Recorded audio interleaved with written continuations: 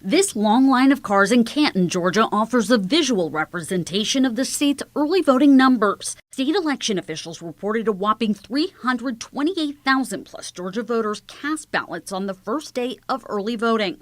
It was easy. We walked in, it took less than 5 minutes. This year's numbers more than doubled those logged on the first day of early voting in the last presidential election. Ultimately, the 2020 race came down to a little more than 11,000 votes in Georgia, helping President Joe Biden flip the state blue.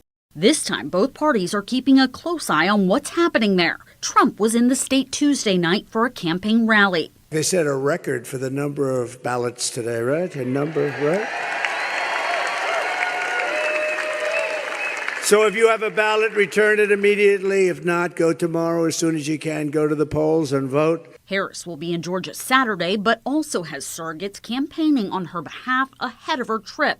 The second gentleman, Doug Emhoff, is there this week, as is Gwen Walz, the wife of Harris's VP pick, Governor Tim Walz. Tuesday, Harris was in Michigan during an event with radio host Charlemagne the God, where she said this of her Republican opponent. Do not forget, in the 2016 election, because I was a member of the Senate Intelligence Committee when we investigated it, targeted black voters in 2016 with mis and disinformation to discourage black people from voting in that election.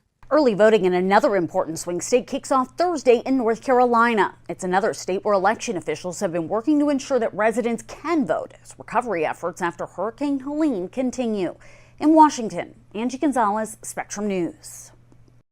Thank you for watching our YouTube channel. Let Spectrum News be your resource for balanced, in-depth political coverage, and click the subscribe button right here. You can also download our app or watch us on TV to learn more about the candidates, where they stand on the issues, and more. We'll see you then.